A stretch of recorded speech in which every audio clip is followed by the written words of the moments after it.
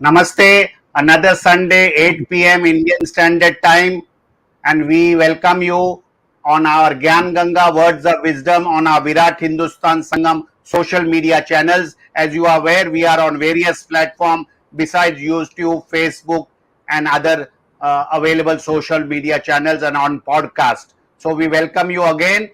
Today we have an interesting discussion: India's economic growth, myth and reality today. And Dr. Swamy, in the next 40 minutes or 45 minutes, will be discussing the subject and explaining the reality today in the common man's language. I have to thank my co-host, Professor Arvind Chaturvedi from Delhi, and Ramesh Swamy for being with us for hosting this program every Sunday. I also have to thank our technical team led by Ashish Shetty, Tejas Navalgul, Ishwar Iyer, Swaminathan, Rakesh Gadgi, Vishal Mehta, and Ajesh Nair for their background support to prepare for this program every Sunday. This is the 164th episode, and we thank our viewers across the globe. With this, it is over to Dr. Swamy to initiate the discussion on India's economic growth, myth and reality today. Thank you. Dhanyavad. Thank you, Jagdish. I think the great interest that has been expressed on this subject arises in a sense because of the events that have taken place in Sri Lanka. And in Sri Lanka, it was once upon a time called the breadbasket of Asia and so on. Lots of good terms there were. It was also doing very well. And suddenly, you saw that things started collapsing. You can explain it was this because of this and because of that, but at that time in advance, people didn't know. So I today will not give a technical lecture because this is not the need of the hour. The need of the hour is where are we headed? And that's the issue I want to bring out by the numbers and with the help of my colleagues here, we'll try to clarify as we go along. The myth that I've said that myth or reality. The myth is that we are not the fastest growing nation in the world. We are not even the second fastest or the third fastest. And I say this because I've got this press cutting, where the Prime Minister is saying India's economic progress is an example for the world.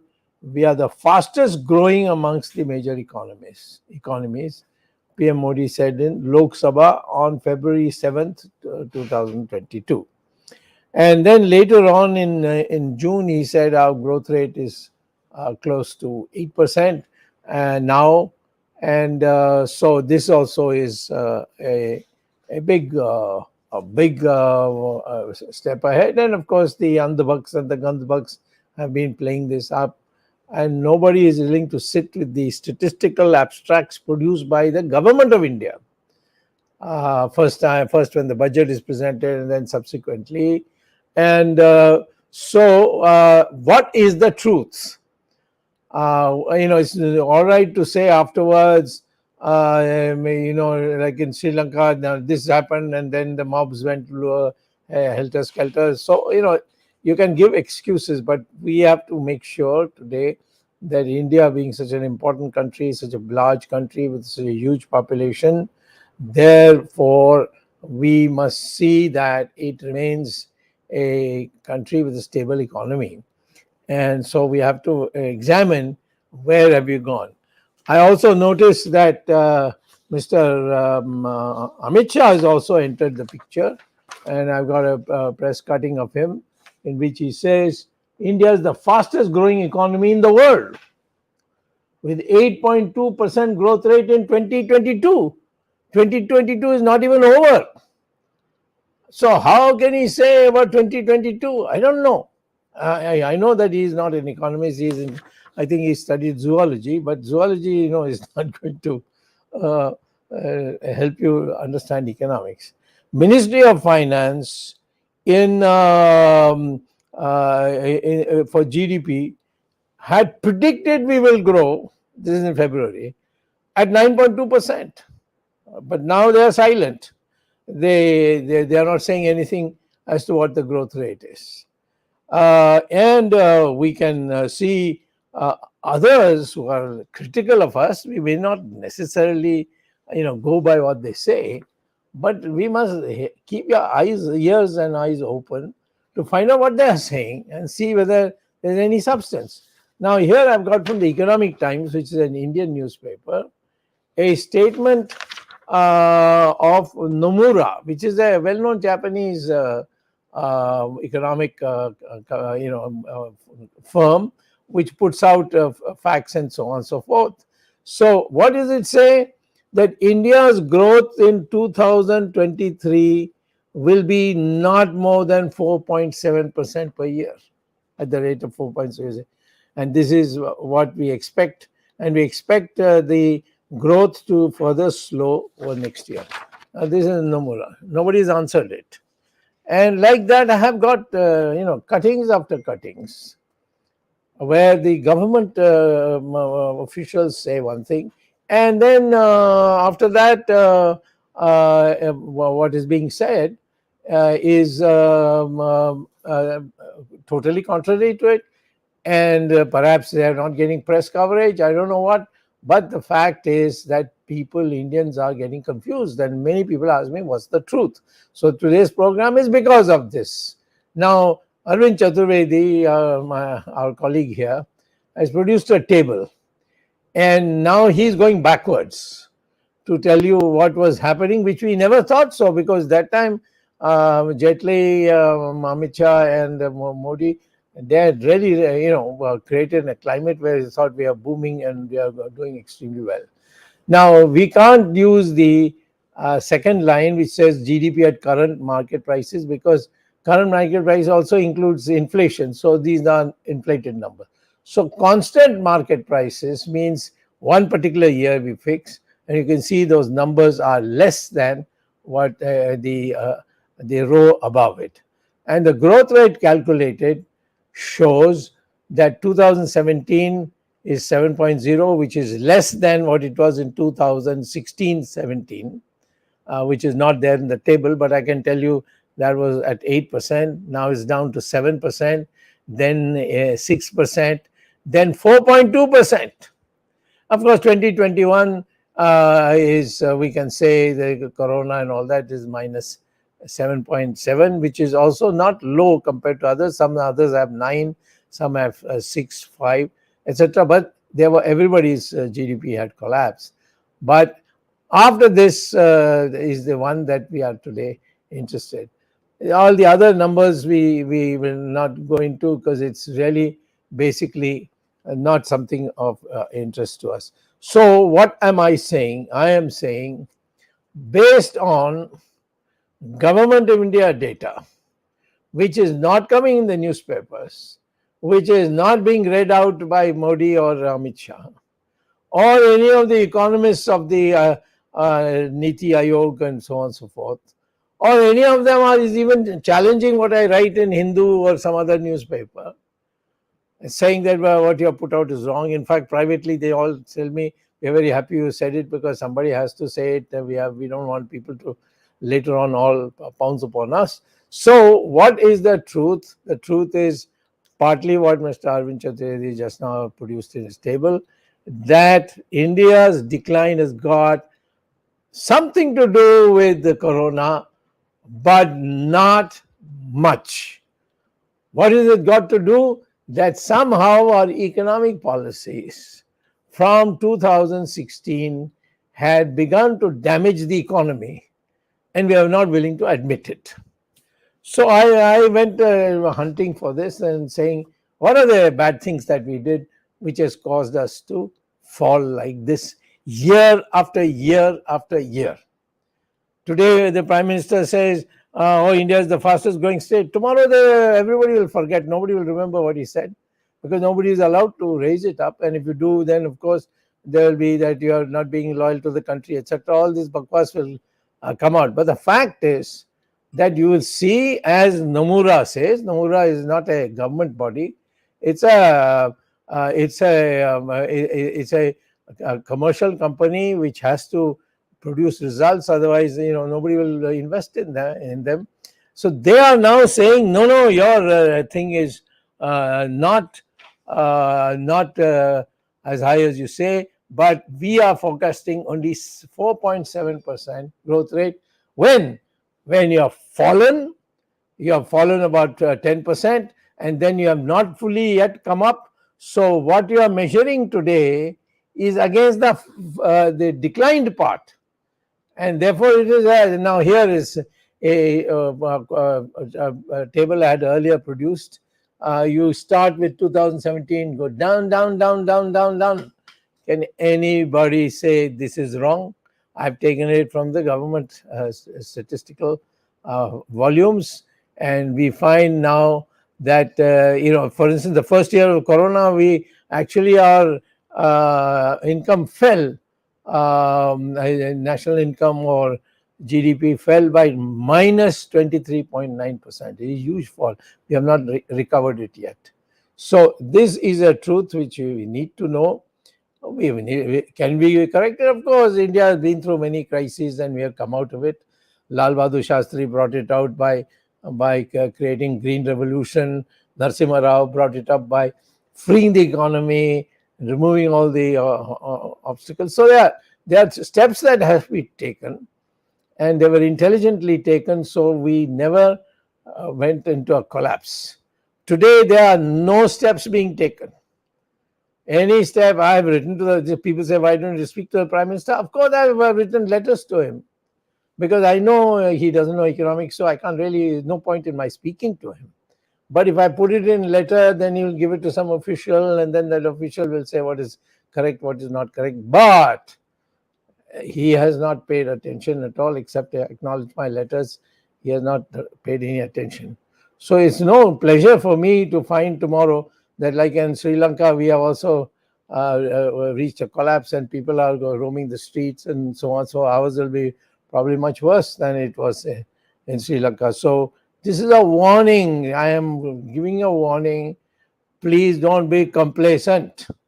So first thing you did was you demonetized the currency. Who asked you to demonetize it? No study. Reserve Bank didn't know. Niti Aayog didn't know. Cabinet didn't know. Nobody knew. And the Prime Minister went. In fact, when the cabinet had to be informed, they were put in a room. The room was locked. All their cell phones were taken out and put on a table outside. And then the PM went to the president to inform him. And then he came back and announced it to the public.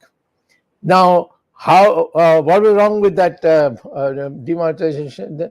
Isn't that a good thing? Of course, in some ways it's a good thing. But the question is how you organize it. The question is, suddenly people didn't have currency.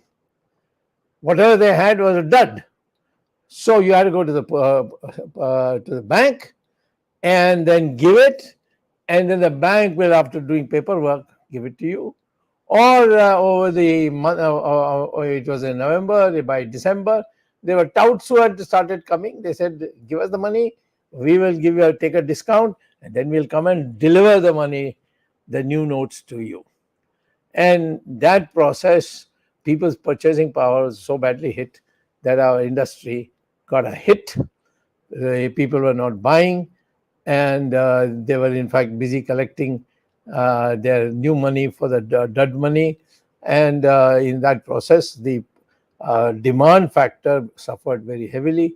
And so demonetization was very badly planned. And I don't know who he consulted. But I can tell you that I had in between the middle, I think in December, Sri Ravi Shankar called me up and discussed with me that is there what needs to be done now. I told him that time that you see the main problem is people going and standing in line. Why must you do that? Just tell people whatever money you have of the old currency, go and put it in your bank. And the bank will then after counting it and all, will give you new notes, so that there is no queue, there is no thing. And this is the way it's been done in so many countries of the world. So this way you would have got the thing done. Now today, this time, because anybody can come and stand in the queue and put it, we don't even know which currencies are put in. Why is it the Reserve Bank is still not disclosing how much money was made dud by black money, and how much new money have you put into the system? And there's no estimate of it yet, official estimate. And in fact, many people in the Reserve Bank who know me, they tell me that a lot of Pakistani currency is also being converted to Indian currency. The people went and gave Pakistani currency. How is the bank clerk to know whether it is genuine or fake? There's no way of testing it for him and every bank. So he then gives the new notes, and those notes become legitimate. So even today, we do not know, we have no record, we have no balances about the demonetization, but it had a huge impact on the demand factor of our economy. Then came this GST. And of course, by the way, I'm talking to you here in Parliament. I was the only one. I stood up and opposed it. I said, as an economist, I'm not talking about party matter here. This is not a party issue. This affects the whole country. What is that GST? That previously sales tax and excise tax, these were, local taxes, were collected by the state government. And they used to give a share to the center. By GST, government was empowered to collect all taxes, direct taxes, indirect taxes. Does the government have the machinery for it? They don't have the machinery. They gave it to the Infosys, which turned out to be a total dud itself.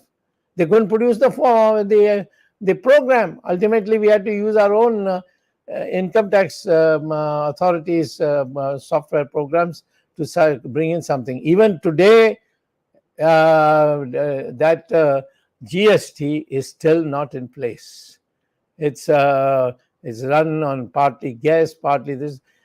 That has another, again, upset the whole economy. So that was the second thing which brought it down.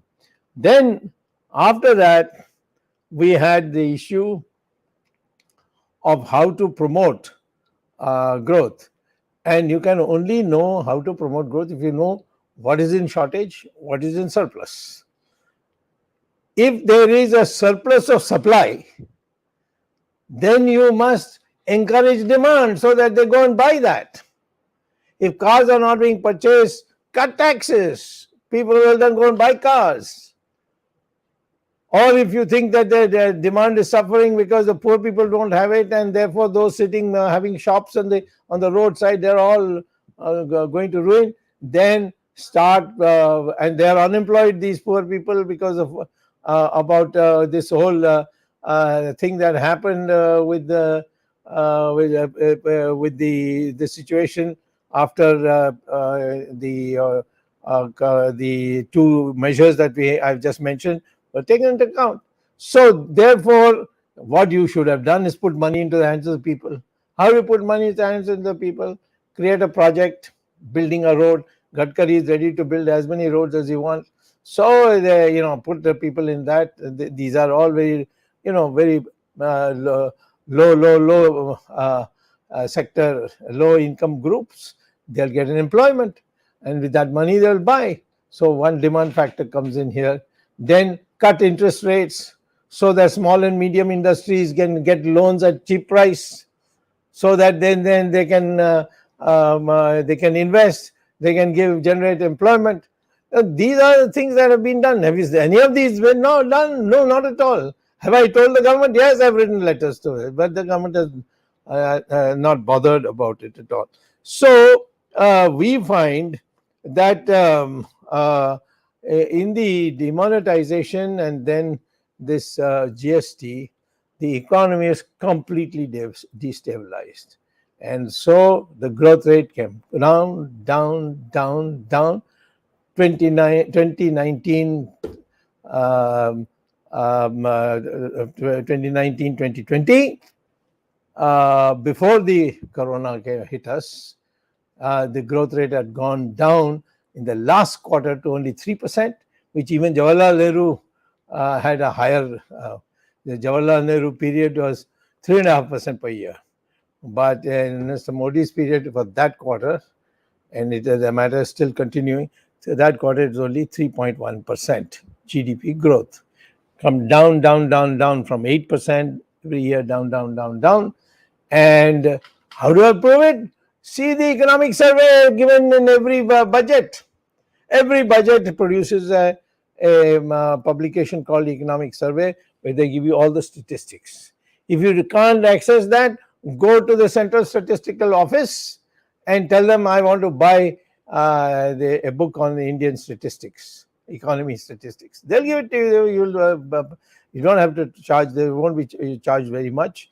And you will get a big volume in which all the statistics are there. And they all will show you what I just told you. Now, why is this? Because the people who are making economic policies are either bureaucrats or politicians who didn't know any economics. Modi said one day, I will double, when 2019, I will double the GDP to $5 trillion. A lot of clapping, cheering, everybody. And what does it mean when you say you're going to double in 5 years? Because we were $2.5 trillion in our GDP. Of course, now it will be even smaller because the dollar rate has now gone to 80 rupees. So anyway, let's stick to the 2019 level. That GDP was to become double. It was 2.5, so become double means $5 trillion is what Mr. Modi said in 5 years. And what does the calculation show? That the GDP growth rate has to be for every year of those 5 years at the rate of 14.8% per year. You're not even growing at 3% or 3.1%. And you say you're going to grow at 14.8%. And after speaking about it for one year and 2 years, now nobody wants to talk about $5 trillion. Or you say produce some formula to AB and this and that. I don't understand what is going on. And I don't know who's telling the Prime Minister all this. And at least it has become a laughing, a matter for laughing around the world. People don't, polite people, they will not laugh at your face, but behind your back, they will do that. So now the third thing that happened, therefore, was that you did not know that this country was suffering from a shortage of demand because people's incomes were going down, down, down, down, down. So demand was also going down, and excess supply. So this imbalance had to be corrected. How do you correct it? You correct it by either putting money into the people's hands and making them. This the Americans did, by the way, during the Corona period. By check. I mean, we got one of our Americans here. Excuse me, he's an Indian, but he's domiciled in America. Ramesh. He used to get his salary amount by computer transfer to his computer. He didn't even have to go to an office. That's the way to do it. Because by this, then you ensure that the demand doesn't get cut. If demand gets cut, then shops starts closing down, industry starts closing down. So all this was happening, and the governments were active. Here there's only speeches. We'll do this, we'll do that. And then you come up with all these numbers that the growth rate will be 8%, 9%. We are the fastest growing. Where? Is Somalia growing faster than India today? Yes. Is Timbuktu, is most of the African countries growing faster than us? Yes, they are. But they are small countries, so I can't compare them. But with whom are you comparing? Do you think that you're going faster than China? Please produce the statistics. I'd like to see it. Are you? I don't want to compare with Pakistan. It's a basket case. But which country are you growing and becoming the fastest? But every day I see statements, Mr. Amit Shah, India is the fastest growing economy in the world with 8.2% growth rate. Mr. Amit Shah, now, should he not be concentrating on the Home Ministry affairs instead of talking about this subject which he knows nothing about? So, what will happen? People get alienated, and one day suddenly everything will erupt, like it happened in Sri Lanka. And I don't think that we need to go through this great pain. A billion, 1.4 billion. You're only a little less than China. In another 5 years, we'll overtake China in population. So, what are you going to do? So, are there cures? Of course, there are cures. But where are the cures? Today, 2 days ago, I saw it on television, on the newspaper, that 9,000 of the richest people of India are migrating. Now, you may call them traitors, you may call them anything you like. But the fact is, they are going. They are going to spend their money for the investment in those countries where they are migrating to. Why is this happening? You see in sector after sector. You see today the money that's coming from abroad from Indians who are sending it to their relatives, that's also going down. You will see that the total foreign exchange reserves, which was nearly 1 trillion 4 years ago, today is down to $400 billion. It's become $0.4 trillion. And soon the Americans are, there's an old loan which of $280 billion that we have to give the Americans. We have to return it. Otherwise, they'll put a heavy, tax on us or interest rates on us. And if that happens, we will be down to the bone when it comes to foreign exchange. This is exactly what happened when Chandrasekhar took over the government. And he asked me as Commerce Minister to look at the exchange. I found there was nothing. There was not even 2 days, 3 days thing. And then fortunately, the Americans wanted our help in the Gulf War, and I charged them as much as I could. With my knowledge of the Americans, I knew how I could do it. And the Americans paid up. In those days, by those days' standard, they gave us, without any conditions, $2 billion. And therefore, our foreign exchange problem was solved. We bought time. Then Narasimha Rao came. He changed the economic system. And we grew at 7 to 8% per year for the first time in our history. Narasimha Rao has still not been given a Bharat Ratna, but he did it. And that is what has been carrying on through to Vajpayee's period and Sonia Gandhi, Manmohan Singh's period, where we have been growing at 7-8%. But now, since 2019, we have started going down and down and down. And I think this is something which needs to be attended to. Otherwise, by October, I'm expecting the beginning of an economic crisis for India. And I hate to be a bearer of bad news, but tomorrow they will say, why you are an economist, why didn't you warn us? I'm warning you today that you are in a very, very precarious condition. And your all the hopes we had in 2014 of bringing down petrol prices, bringing down the rate of exchange between the dollar and the rupee, everything is gone. But that doesn't mean we don't get up again and start doing it. And this kind of sessions that we are having today is mainly to alert you.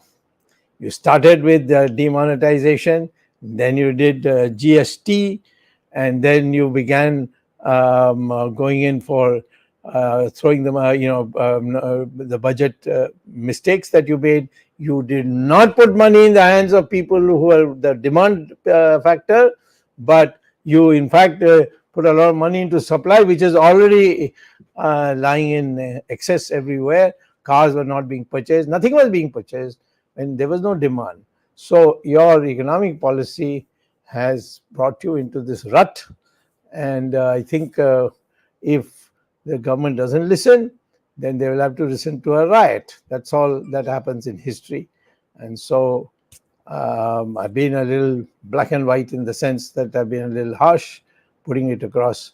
But I hope you people, my colleagues here, will contribute to tell me which are the areas which concern them and how we need to solve them.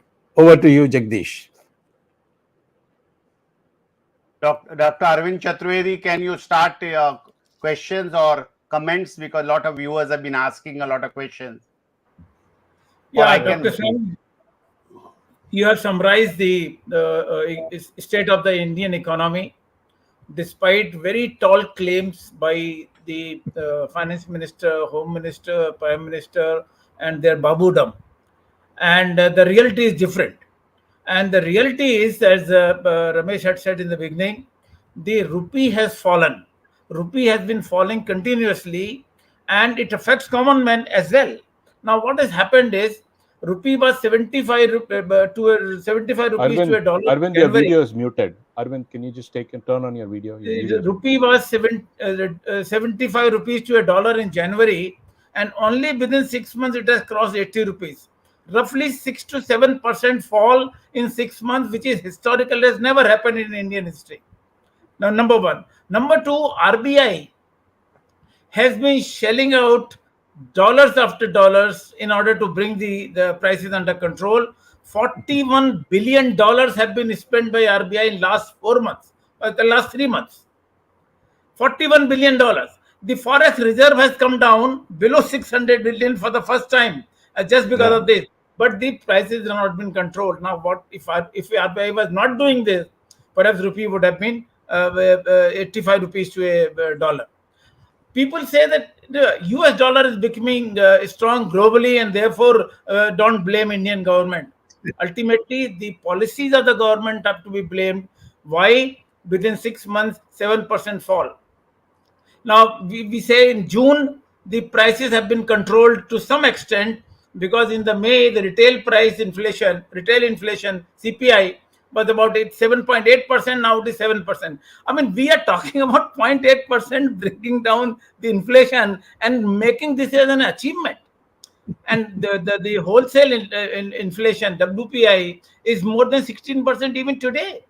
And you rightly said, Dr. Swamy, that people are not buying things, that the demand is going down.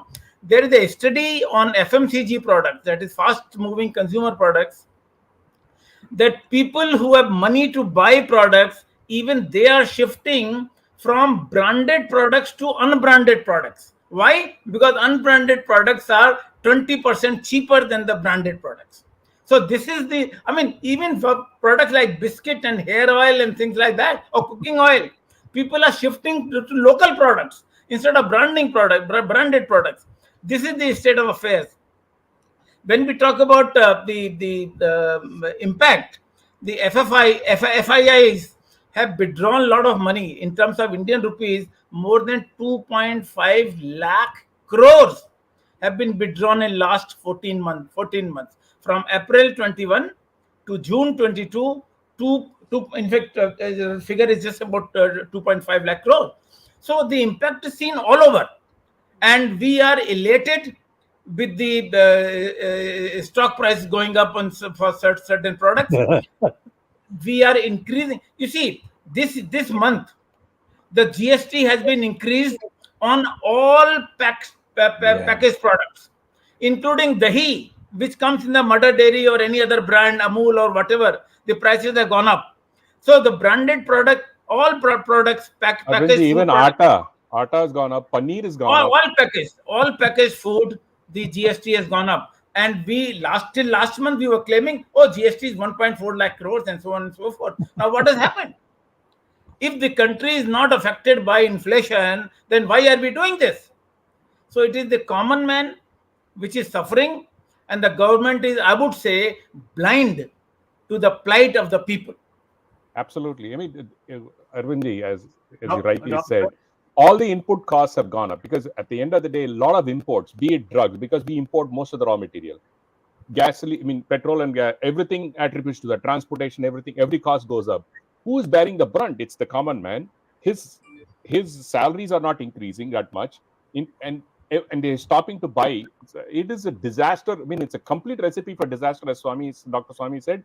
Within the next few months, we're not going to see an inflation, stagflation, every kind of problems we're going to see. But this government is more interested to raise GST and collect more money rather than trying to alleviate these problems. That is fascinating to me. Dr. Swamy wants a very interesting viewer question. Either you or Arvind can take this question. So, what is this rupee trade settlement? I think we discussed it. Yeah. So, will that act like a cushion? No, it's a disaster because you take, for instance, with Russia. You give them rupees in according to their own version of ruble rate, and with that rupee, they are not going to sit and put it in the bank. They're going to buy our products with it. In other words, we are by bypassing the dollar trade, saying no. You see, dollar, we have to be careful. You are actually creating a situation where the rupee's value goes down. Correct. Because so I mean, this rupee trade is a fraud. And it was created by the Russians because the Russians at that time when the Soviet Union was there, I know as Commerce Minister, how much on Parimal rice people came to me, politicians said, please don't abolish it, because the Russians were using the rupee price for Parimal rice and claiming that it was for basmati rice. So all kinds of frauds take place when there is no check. When you have dollars, I mean, I'm taking dollars example because everybody's accepted dollars as the exchange currency. The dollars, then there is an accounting process. The World Stock Exchange also responds to that. So here there is nothing. This is between me and the Russians. And we are both crooks, then of course printing notes from our side, and they using it for buying all kinds of things from us at whatever prices they choose. This is a fraud on the nation. I won't touch it. Dr. Swamy, there's another question. Rupee has fallen only against the US dollar, not against other currency. This is some of the stories spread about. All currencies are against the US dollar because when it's a global trade, correct. You buy something, you're not going to buy other currencies. That means you're doing what you are doing with the Russians, with everybody. That's out of the question. So yes, the rupee will fall against the dollar because you are buying, and therefore the supply of rupees is more than the demand for the rupees, and therefore the rupee value goes down. And that's how it will be. Dr. Swamy, another question from Naresh Kumar. How can we quickly recover? What are the 3 things that you would say, recipes for turning this around? Well, I've said this so many times that people might say that I'm going stale. Abolish income tax right away. And you'll see the savings rate will zoom up, which will then become part of the investments. Number 2, reduce interest rates, which is running around 13-14% just now, to 9% only, and raise fixed deposit rates from the present 6% to 9%. So what will happen? People will save more, and people will invest more because the cost of investment has gone down. So the machine will start. Once it starts, then I can give you a number of other things that need to be done. But 3 things you do. Abolish income tax. Why? You're putting money not in the hands of the poor. For that, you have to make another arrangement. But you are helping people, middle class, upper middle class, to go and buy. So demand. When you abolish income tax, you are generating demand. And lowering the interest rates on investment, you make people wanting to invest and earn a higher rate of return. So that raises the production in the country. And if you raise the fixed deposit rate, people will come and put money in the bank, and the banks will get money to invest. I'm putting it as simply as possible. I can give you a whole complicated sheet, but who will understand? In this government, I can tell you there's not one person who understands economics at all. So what can I do? Who do I talk to? This is the question. Okay, so Dr. there's Swamy, another another question from the viewer. We are taking direct questions from the viewers. Is on your screen. I have a question for Dr. Swamy with regard to RBI's sudden penchant for hiking the repo rate in the name of inflation targeting. What step can Finance Minister, assuming they have powers, to reduce the inflation? No, you see, inflation comes out of the fact that the demand and supply are in imbalance. I mean, put it very simply. I don't want to give you complicated answers, repo rates, and so many other technical words that are used by the banks. The issue is, if your demand is growing and your supply is not, then the prices will rise.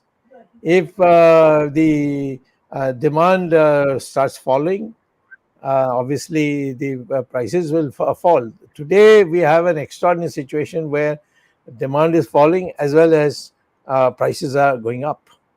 And the reason is because of enormous speculation, people sending money abroad. So many other factors are there. And that is the reason why it's going against common sense. In 1930, when the Americans had this great crash, the American president thought that if he cuts wages, employment will increase. But what did he find? That once he cut the wages, he called all the trade unions and made them agree and announced the cut. Once he cut it down, the unemployment increased. So he was shocked. Then it was explained to me, this is macroeconomics, not microeconomics.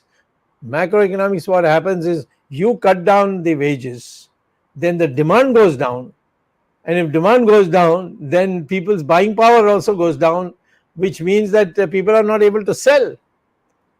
And therefore, what will happen? Unemployment will increase, not decrease, because people will start closing down companies. So remember, that's why I really advocate to all those who want to learn economics, learn matrix first. A matrix is the one that really describes the economy, not demand and supply. But the concept of I buy from this industry and then sell it to that industry, and that industry buys from another. So this whole matrix of transactions comes in what we call as the matrix. And therefore, these are complicated questions, but I would like to say that it's very easy to get these things rectified. I did it starting with Chandrasekhar and helped Narasimha Rao. What did we do? We did simple things. And then and those simple things automatically generated his own this thing. If Narasimha Rao can raise the growth rate from 1.5% per year GDP, which VP Singh left us with, to 8% in 5 years, year by year it went increasing. Why can't our people do it? Because they are not got that scholarly mind of Narasimha Rao, wanting to learn.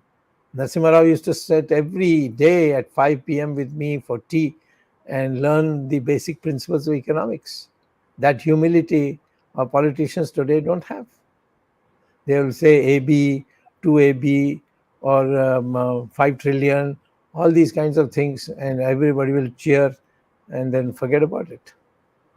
Dr. Swamy, there's another question that talked about this government's penchant for selling all the public sector PSG, public sector corporations. Yeah. So they are selling one up. How is that even? I mean, how is this going to help? And given that we are in a crisis, how is this even? No. What do you think happens? First of all, they sell. It's almost the distress sale that is taking place. That's it. Two, people are getting unemployed after that. See what has happened to Air India? Air India.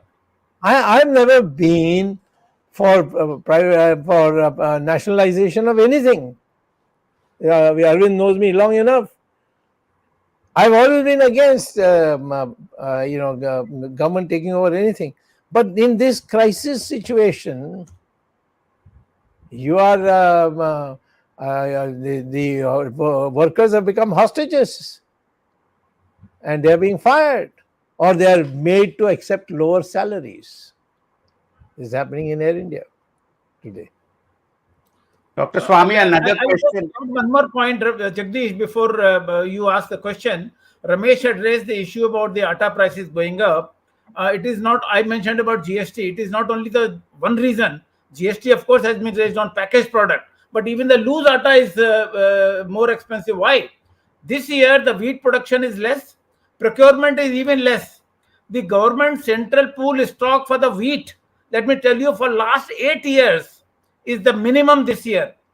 We have, I have the data which says that the current stock of central pool of wheat is only 28 million tons.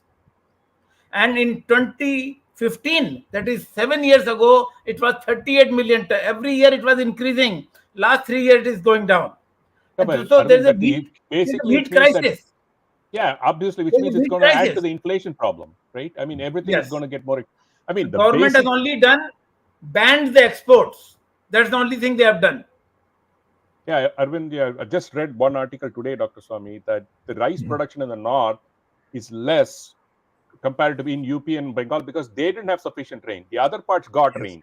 So what they're doing, the government, the farmers are going for more cash crop. They're going cotton and things like that because there's no more value, but they're not growing wheat and rice, which is a problem. Right. Absolutely correct. The government has, I mean, is not even looking at all these factors. At the end of the day, Dr. Swamy, as you said, 3 months down the line, people are going to pay almost double what they paid last year for every product, right from dal chawal, right from rice atta all the way up to any expensive good. It really doesn't matter. So it immediately, they're going to cut down. You're going to create more crisis. The crisis is just going to be accelerated based on what you just said. I mean, urban statistics very clearly show that we are just accelerating towards a recession because all they're doing is right now just making things worse. Adding more GST is the most stupid thing to do. I mean, I don't know where this thing is headed, Doctor. So, I mean, these people have no clue. Dr. Swamy, there are numerous questions. There are numerous questions, but on the same subject, they want to know, viewers want to know what happened to this government's plan to get back black money, because what they are worried is some of the viewers have put up, there are multiple questions, I can't disclose all of them. They say when we talk about black money coming back or what happened to that, they say in the social media we are attacked. These are the viewers saying.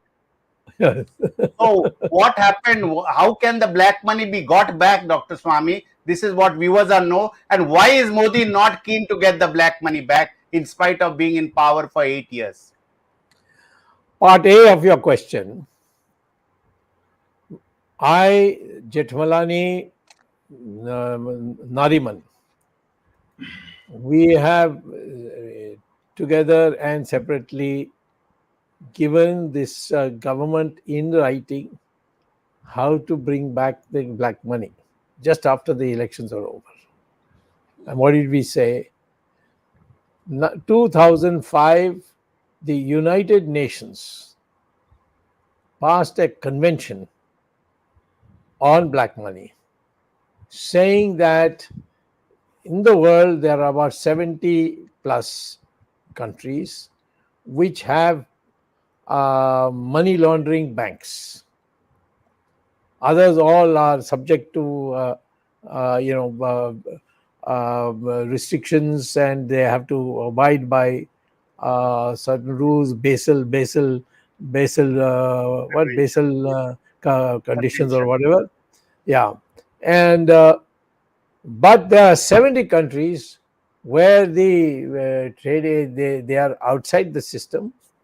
Liechtenstein is one of them, and one very, very important minister for government in Delhi, that is a union government, His son recently has carried a huge transaction in Liechtenstein, and Liechtenstein has given a lot of trouble to Japan also. But now, if you want the money back, you go to the United Nations and say that according to our intelligence, which intelligence we have, because after all, for Chidambaram and his son, we have discovered 102 bank accounts, because the ED already has these everything. And even in Sonia Gandhi's case, I gave names of 2 banks in which she is maintaining illegal bank accounts in Switzerland. So these are known facts. So you tell the United Nations, in these banks our money is there. So therefore, please help us. Before us, some countries like Egypt, Gaddafi's country, and Gaddafi's country, and then Philippines, they use this very thing to tell the United Nations that we have passed a resolution in our assembly or parliament, and these are the banks in which our former leaders have accounts, and we want that money. So Egypt, Libya, and Philippines got the money back. You can go to Google and find out if you like. So simple. So we said the same thing. There are 70 countries in the world where the accounts meant to have Indian citizens. All this money should be frozen and handed over to the government of India. The UN Convention permits that. Why can't they do it? They are not doing it because,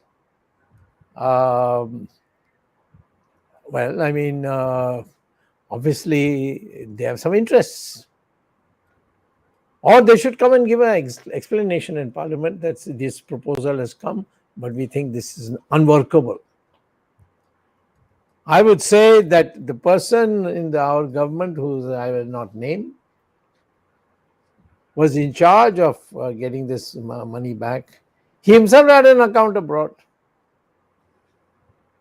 So there's no sincerity in it. That's why it's not come back. How much is today in Indians' money in foreign countries? $500 billion. 2 trillion. Huh? 2 trillion. Okay, $2 trillion. $2 trillion. How much investment that is if we bring it back? And these are on an average, Dr. Swamy, half a trillion is going out every year.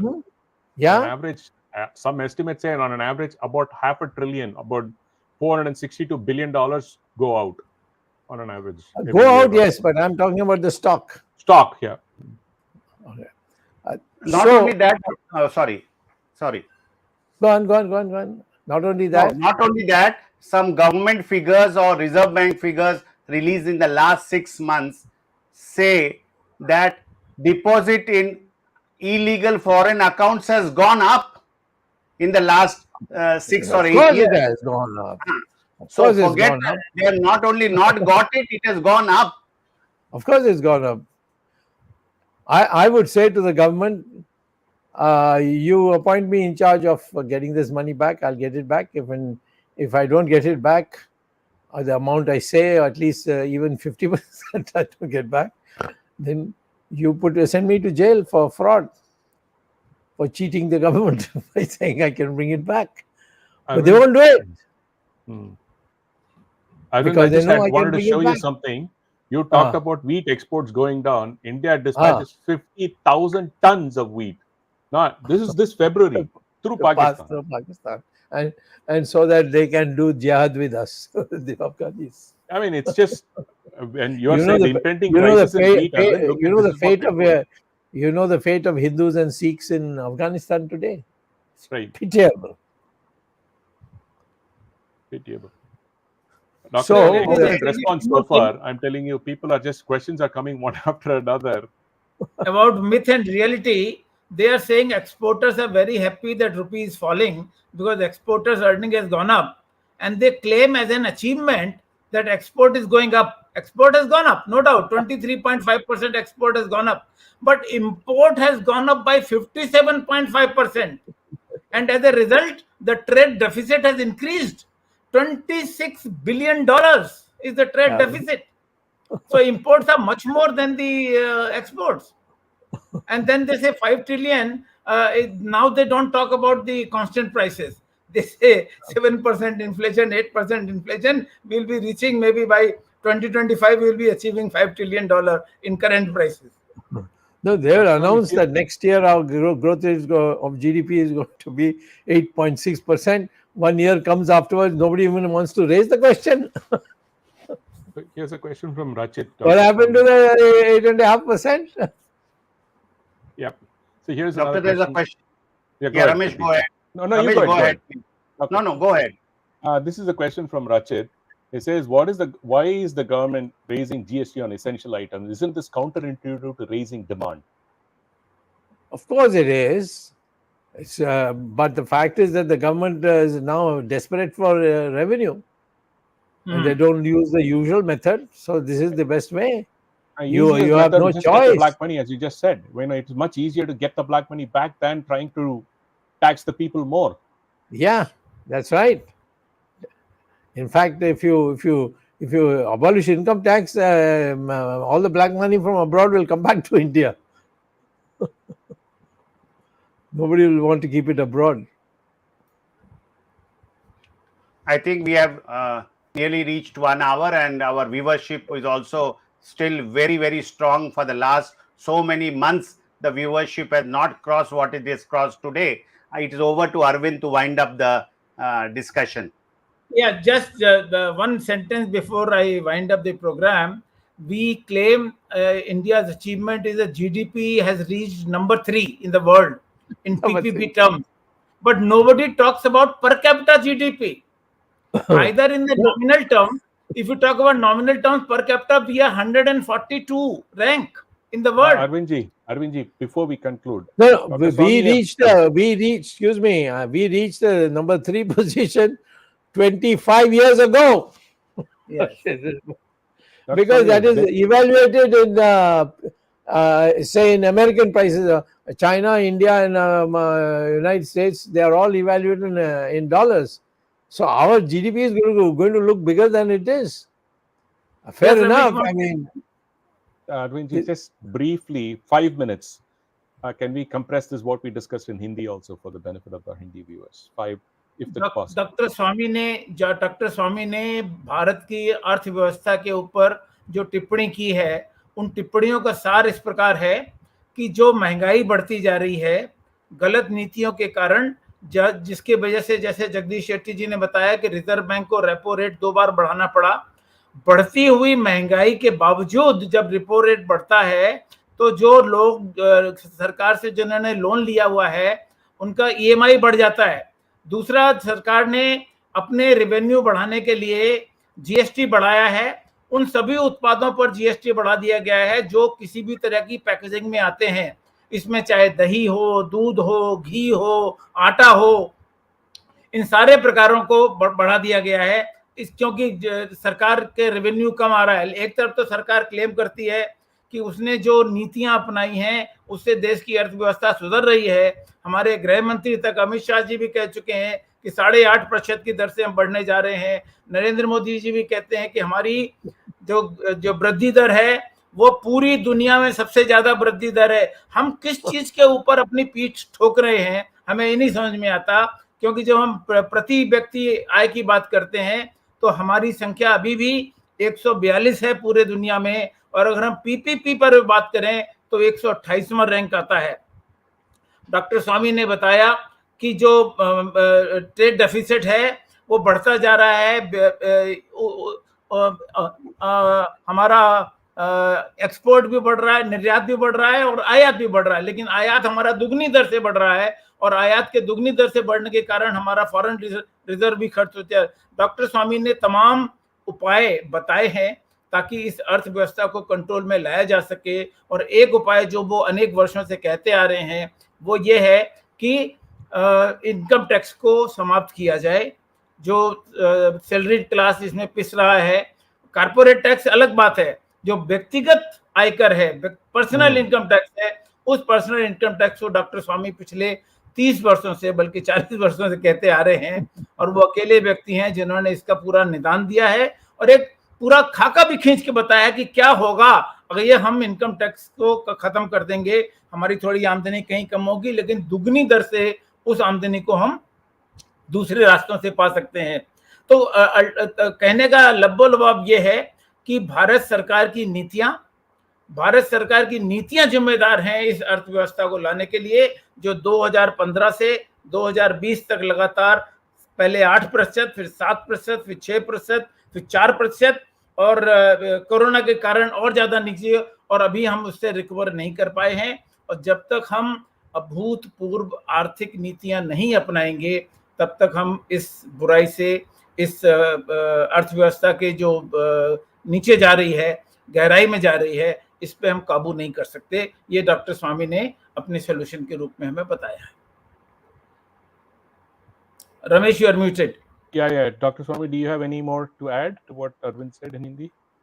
No, we'll have to have many more sessions of this because this is a subject which is going to grow and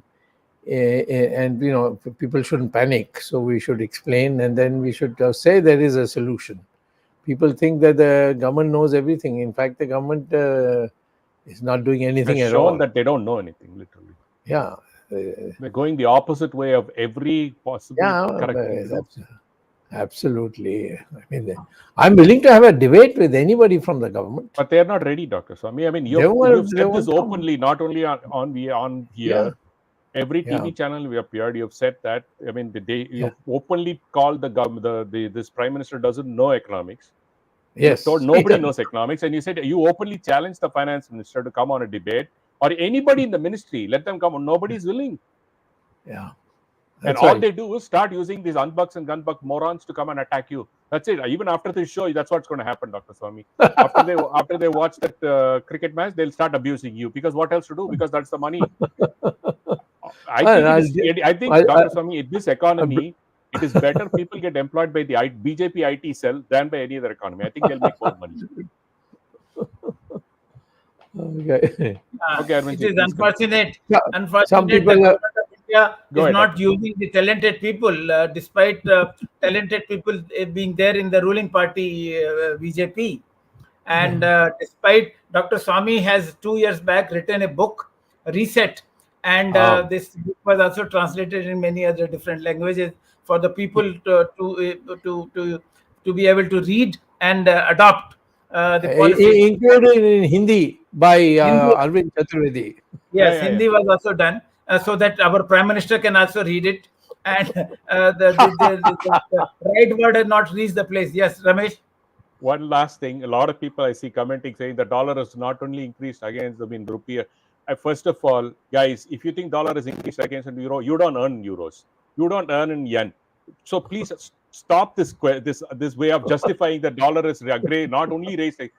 You earn in Indian rupees. Are you earning in yen? Are you earning in euro? So this kind of questioning saying that it's not only increased against rupee is basically stupid. They are defending the government. They are trying to defend the government. Yeah, it is illogical and idiotic to make that assumption because at the end of the day, you earn in rupees, you're going to pay more. It doesn't matter whether if the yen it's going against the yen or not. Are you earning in yen? It's an illogical question. People make that statement. Yes, it's against also other currencies. It doesn't matter. You earn, what do you earn in rupees? It doesn't matter if it goes 100 times more in yen. Why do you care? What are you doing? You earn only in rupees. Be logical. Don't put such questions saying that, it raises against the other currencies. Okay. I'm happy because for me, as a guy who holds dollars, I'm happy because I'm getting, when I send money to India, I'm getting more. I'm happy. But at the end, that's not what it is, right? I mean, I'd be selfish saying that, come on, please make it to go to 100. I'll be more happy. And let me tell the viewers, Dr. Swamy has quoted the figures from the government statistics. Yeah. Figures are not generated here and there. They are published by the government of India in economic survey, And Dr. Swamy had mentioned about the nominal price of economic survey. But let me tell the viewers, economic survey, all the tables, all the data is available free of cost from internet, www.mospi. MOSPI means Ministry of Statistics and Program Implementation. www.mospi.gov.in. Yes. Any data which has been presented either by Dr. Swamy in this program or anywhere, if they want the authentic statistics from Government of India, statistics don't lie. And statistics speak the truth. Statistics expose the falsehood of the government. And please go to www.mospi.gov.in to get the figures correct. And Dr. Swamy, as he said, this is a subject where people's interest is also rising, because people are worried about the solutions to their own problems. And maybe we'll have to have another program, sooner than later, to discuss the other issues about this program. There are some suggestions that keep this program in Hindi also. Well, there are viewers of speaking different languages, so we take care of the viewers by mixing Hindi and English in this program at right places. Thank you, Dr. Swamy, for being forthright. And though being in BJP, BJP is not listening to you for some reasons. And we appeal time and again, the Prime Minister and other people at the helm, that please adopt the policies suggested so that the economic, the downslide can be arrested. Thank you, Jagdish Shetty ji. Thank you, Ramesh Swamy ji. We thank our technical team led by Ashish Shetty, Swaminathan, Gadgi Rakesh, Ishwar Iyer, Tejas Navalgul, Vishal Mehta, and Ajesh Nair, without whose support this program is not possible. Thank all of them. Thank you, viewers, for supporting us every Sunday. And next Sunday, again, we will be coming to you with a new topic and Dr. Subramanian Swamy, 8 p.m. next Sunday. Till then, Namaskar, Jai Hind. Jai Hind.